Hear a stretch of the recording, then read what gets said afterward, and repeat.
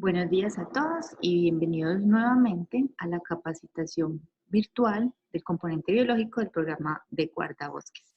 Este pequeño video es una socialización del taller que les dejé sobre el video pasado sobre el tema de sistemática para trabajar en sus casas. Ya recibí las respuestas de todos y les agradezco mucho por su puntualidad y por su esfuerzo y su dedicación y vamos a socializarlo y a responder las dudas que algunos de ustedes me plantearon.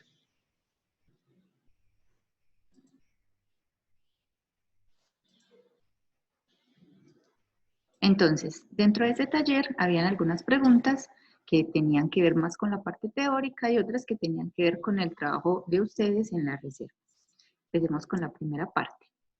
Una pregunta tenía que ver con cuál era el número de especies descritas actualmente, cuántas especies se conocen en la biodiversidad. Y esta cifra es de aproximadamente 2 millones de especies, una cifra muy importante para tener en cuenta, que ese es el número de especies que se conocen actualmente de todos los organismos vivos. Pero también les preguntaba qué tantas especies habían, cuántas nos faltaban por describir. Y en esta cifra ya sabíamos que hay algunas variaciones. Hay algunos estimados que nos dicen que en realidad son unos 4 millones de especies. Hay otros que nos dicen que son 8 millones. Y también había un estimado que era el más exagerado, la provocación de Don, que nos decía que son 200 millones de especies y que en realidad solo se ha descrito el 1%. Pero ya pues dejando de lado estas cifras, lo que nos interesa saber es que se conocen al menos 2 millones de especies y que sabemos que todavía nos faltan muchas especies por describir, principalmente las especies que se encuentran en las profundidades del océano o de grupos que son poco estudiados como los microorganismos, algunos grupos dentro de los insectos, los hongos, ¿cierto? Pues todavía faltan muchos trabajos. También les preguntaba cuál era la ciencia que se encarga de nombrar, describir y clasificar los organismos. La respuesta correcta era la taxonomía. Es la que se encarga de esto. La taxonomía es una rama de la sistemática. La tercera pregunta era cuáles son las dos partes que componen un nombre científico. Y el nombre científico se compone de una primera parte que se denomina el género y que se escribe con mayúscula inicial, y una segunda parte que es la especie o epíteto específico, que también se escribe en cursiva, pero ya en minúscula. Estas dos partes componen el nombre científico, que es diferente del nombre vulgar o del nombre común, que es el que le atribuimos desde pues, nuestra cultura o desde la zona en donde vivimos a cualquier especie. La cuarta pregunta era ¿por qué utilizamos los nombres científicos? Porque muchas veces los preferimos sobre los nombres comunes. Y habían varias opciones de respuesta. Una de ellas era para evitar confusiones entre las especies, como en el ejemplo de la soledad, que el mismo nombre común se le atribuye a 3 especies, al menos a 3 especies diferentes, entonces al utilizar el nombre científico no hay confusión, porque solo está para una especie. Una segunda razón era para evidenciar relaciones evolutivas, como en el ejemplo de las panteras, ¿cierto? Que teníamos al tigre, teníamos al león, ¿cierto? Y teníamos al jaguar. Y al ser todos del género Pantera, lo que nos están diciendo es que son grupos que están relacionados entre sí. Así esas especies se distribuyen en diferentes partes del mundo. Y una tercera razón era la universalidad, que son nombres que son utilizados alrededor de todo el mundo y que como no tienen pues, un idioma definido único para todos, es el latín, que es un idioma que no se habla pues, en realidad en ninguna parte, entonces que es un nombre que no tiene nacionalidad y que lo podemos utilizar de manera indistinta en cualquier parte del mundo. Ya después de estas preguntas, yo tenía otras preguntas que eran más de análisis, más sobre el trabajo de ustedes dentro de las reservas y esas son las que voy a socializar a continuación. Voy a hablarlas por corregimientos y por reservas, ¿cierto? Que ahí así agrupe las respuestas. Entonces yo les preguntaba en esta segunda parte, ¿cuántas especies creían ustedes que habían en las reservas en las que trabajaban, ¿cierto? Como que dieran una cifra. Esta cifra que aparece aquí es un estimado dado por ustedes mismos, no es producto de ningún estudio ni hay ningún trabajo que demuestre que esa es una cifra real. Simplemente yo quería ponerlos en la tarea de que pensaran qué tantas especies habían, pues que se tomaran el trabajo de pensar qué tanto les falta por conocer de la reserva, ¿cierto? Y a todos nos falta. Entonces, en el corregimiento de Altavista, en la reserva del Barcino, los guardabosques estimaron la cifra más bajita fue 4.000 especies y la más alta de 8.000 especies. Entonces nos dicen que hay entre 4.000 y 8.000 especies en esa reserva. También les preguntaban cuáles eran las especies más comunes para ustedes en cada una de las reservas y me mencionaron en este caso a la rascadera, a la mirla y la zarigüeya. En la reserva de aguas frías me dijeron que no se podía dar un estimado, que se necesitaban estudios para poder decir qué tantas especies había. Pero sí tenemos a alguien, a Lucas, que se aventuró y nos habló al menos del grupo de las aves y él dice que él estima que hay unas 50 especies diferentes de aves en la parte alta de la reserva. ¿Cuáles son las especies más comunes para ustedes? En este caso fueron también la rascadera, la guacharaca y el punta de lanza. En la reserva de Manzanillo, James y Alejandro estimaron entre 400 y 500 especies, diciendo que las más comunes en plantas eran el manzanillo y el siete cueros, y en aves hablaron de la guacharaca y el bichofuelo. Para palmitas, en la reserva La Frisola, los guardabosques estimaron un total de 150 especies, siendo las más comunes la pava maraquera y el pinche o copetón. En la volcana Miserenga, los guardabosques estimaron entre 100 y 500 especies, aunque algunos también sacaron el argumento de que se necesitaban estudios para tener una cifra aproximada de cuántas son. Las especies más comunes dijeron que era el trogón y el carriquí, y en términos de plantas, el yarumo y el manzanillo. En San Antonio de Prado, en la reserva de Astilleros, los guardabosques estimaron entre 1.000 y 6.000 especies. Y nos decían que las más comunes son la mirla, el copetón, el armadillo y el marrabollo. Muy particular aquí que consideren el armadillo una especie común, pero en este caso fue Marisol y ella nos decía que por los indicios que se encontraban en los recorridos, ¿cierto? Entonces que se podía decir que era muy abundante, que era muy común. En la reserva Limona Manguala, San Antonio de Prado, los guardabosques, uno estimó 2.000 especies, el otro 2.200 especies, muy cercanos entre sí, siendo las más comunes el cacique candela, el yarumo y el ciprés. En San Cristóbal, en la reserva del Moral, los guardabosques estimaron aproximadamente 1.000 especies, siendo las más comunes el carriquí, el diente de león y el drago.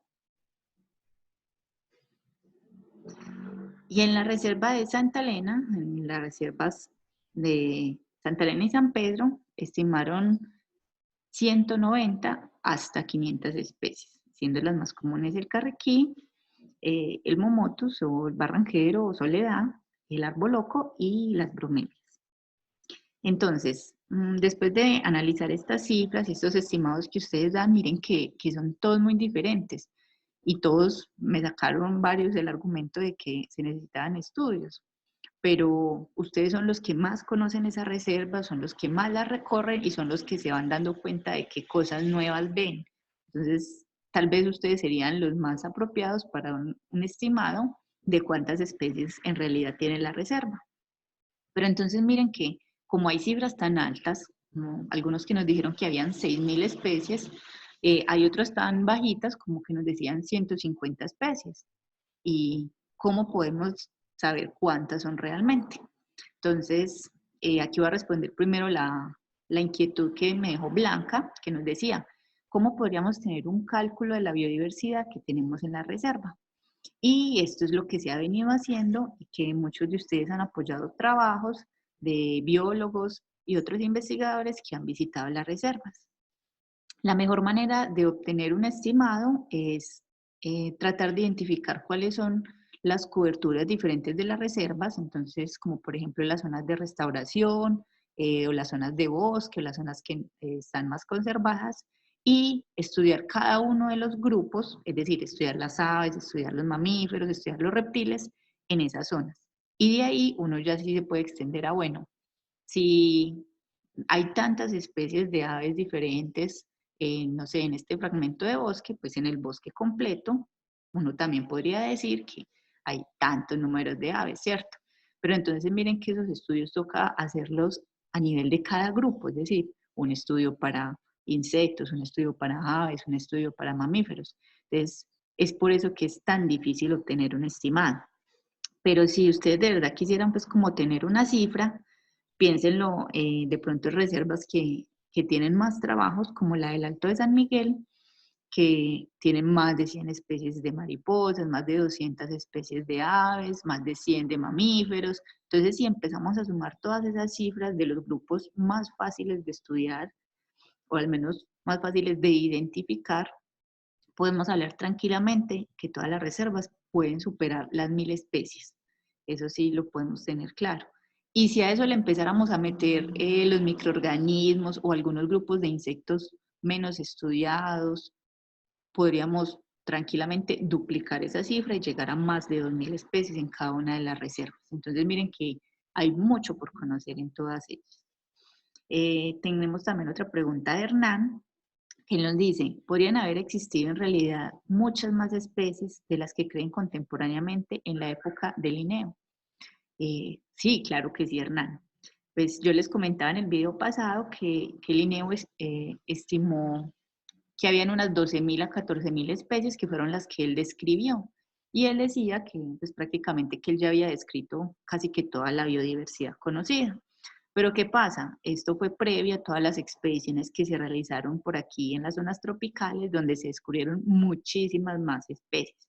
Entonces, en la época del Linneo habían más especies, estaba prácticamente la misma cifra que tenemos en este momento. O sea, deberían haber más de 2 millones de especies.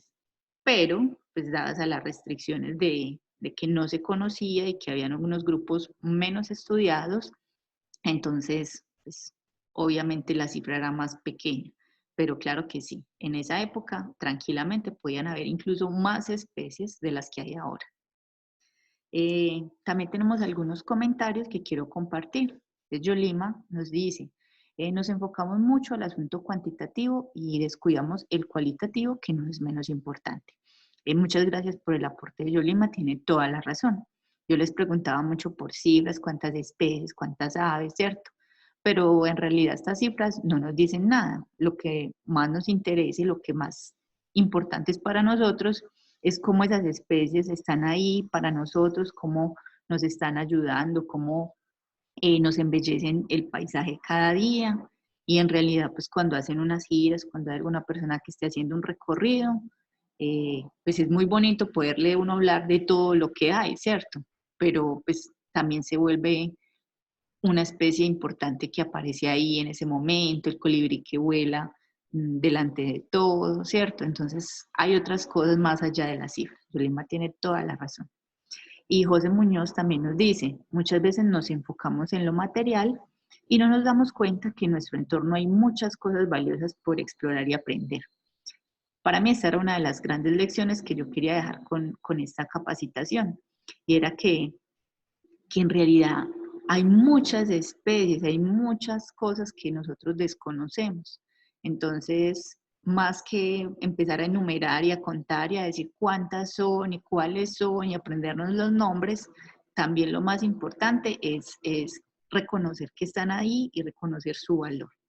Entonces, muchas gracias a Yolima y a José por sus comentarios. Cuando estuvimos hablando de los temas de interés, que también les pregunté, me mencionaron algunos en particular. James, por ejemplo, dice que le gustaría profundizar un poquito en los insectos. Pues esta no es mi área de experticia, pero pues la idea es que también hagamos unas capacitaciones a nivel de grupos, es decir, una capacitación de mamíferos, una capacitación de aves, ¿cierto? Para que conozcamos al menos un poquito de ese pequeño universo. Jason nos dice que le interesa la taxonomía, entonces es pues un poquito de lo que estamos abarcando en este momento con estas capacitaciones. Y Diana nos dice que le interesaría conocer algunas publicaciones de interés de la Secretaría de Medio Ambiente. Y pues también, después de hablar con ella, me dice que de otras instituciones que tengan publicaciones que les puedan servir en su trabajo como guardabosques. En esto, pues yo estoy recopilando una pequeña biblioteca digital con libros disponibles de especies principalmente de Medellín y el Valle de Aburrá. La idea es que compartir esos libros con ustedes para que los puedan tener en sus celulares o en su casa, en sus computadores cuando los tengan, para que los puedan consultar y pues también puedan ir estudiando ustedes desde ahí como lo han venido haciendo durante todo este tiempo. El de mariposas de Medellín, que también lo vamos a tener en físico en cada una de las reservas. Por ejemplo, esta guía de campo de anturios, bromelias y orquídeas del Parque Arví, que es muy útil porque muchas de esas especies se encuentran también en otras reservas. Este no lo tenemos en físico, pero yo lo tengo en digital y se los voy a compartir. Y, por ejemplo, la que tienen, que es una guía muy buena, que es la fotográfica de aves del Valle de Aburrá, que es muy buena herramienta de consulta. Entonces, la idea es seguir recopilando libritos de este tipo para compartirlos con ustedes y que puedan también tenerlos para consulta. Bueno, chicos, entonces esta sería pues como la socialización de ese primer taller. Ahorita más tarde les estaré compartiendo el segundo video de sistemática. En la programación aparecía que la capacitación iba a ser del tema de fotografía, pero como algunos de ustedes me manifestaron, pues es mejor darle como continuidad al tema para que dejemos esa sección como lista. Entonces les estaré compartiendo el video y después les estaré compartiendo el taller y seguiremos con la misma metodología. Muchas gracias por tomarse el tiempo, por su dedicación y nos veremos nuevamente pronto. Chao.